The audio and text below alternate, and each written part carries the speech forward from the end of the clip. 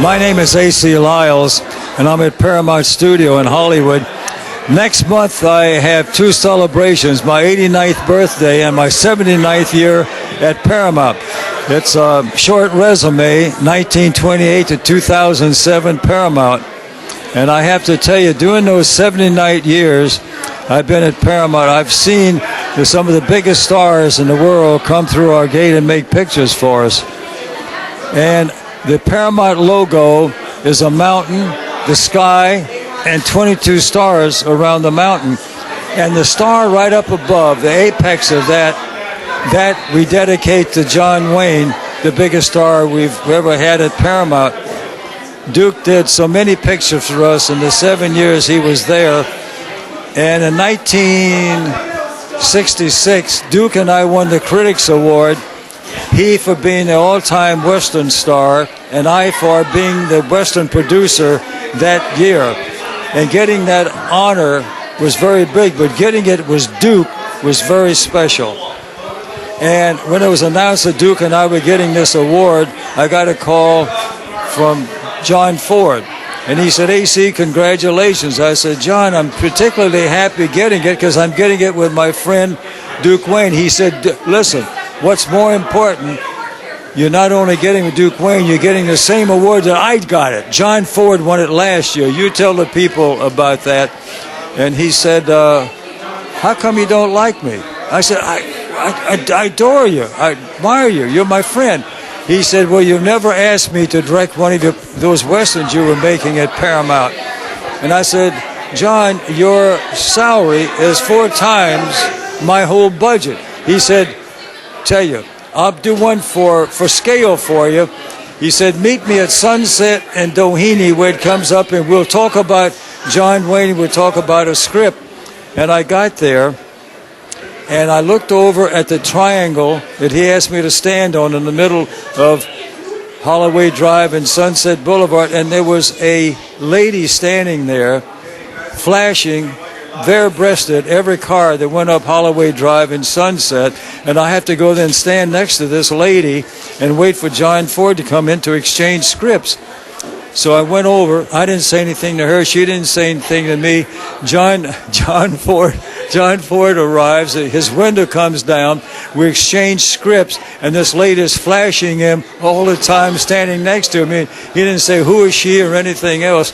A couple of days later, I saw Duke, and he said, I understand you. He called John Ford Pappy. I said, I understand you and Pappy are doing a film together. To this day, I don't know if Duke Wayne planted the lady there or if John Ford planted the lady there. If I just happened to walk on a strange lady who was flashing her bare breast at all the cars coming by. And one time, Duke came in from here. He came in on Tuesday by helicopter, and he came in on a Tuesday, and I was having lunch in the executive dining room at Paramount with a very beautiful, very attractive lady, and Duke came in, and he had the table next to mine, but they were on all locations, so he joined us, and I introduced him to the lady, and he was very enamored with her. And she finally said, well, I have to leave to go back to the set. And as she left, Duke looked her over and said, AC, Jesus, that's a hunk of woman. What'd you say her name was? I said, that was Christine Jorgensen. He said, Christine Jorgensen? Damn you, why didn't you tell me? And everybody in the private dining room, there was Christine Jorgensen, and knew that she was sitting there with Duke and me. And he said, and he was so thing with this, but of all things that happened, Christine Jorgensen with Duke Wayne. My good friend Jimmy Cagney spoke fluent Yiddish, where he was born in New York, and he taught me one word that certainly applied to John Wayne, and that's Mitch. John Wayne was a Mitch. And Duke and I visited a Boy Scout troop one time, and they kept saying, John Wayne's a scout, John Wayne's a scout. As you know, the creed of the Boy Scout is, a Boy Scout is trustworthy, loyal, helpful, friendly, courteous, kind, obedient, cheerful, thrifty, brave, clean, and reverent. And all of those adjectives applied to the Duke. Someone once said, why do you call him the Duke? You can't call him the John.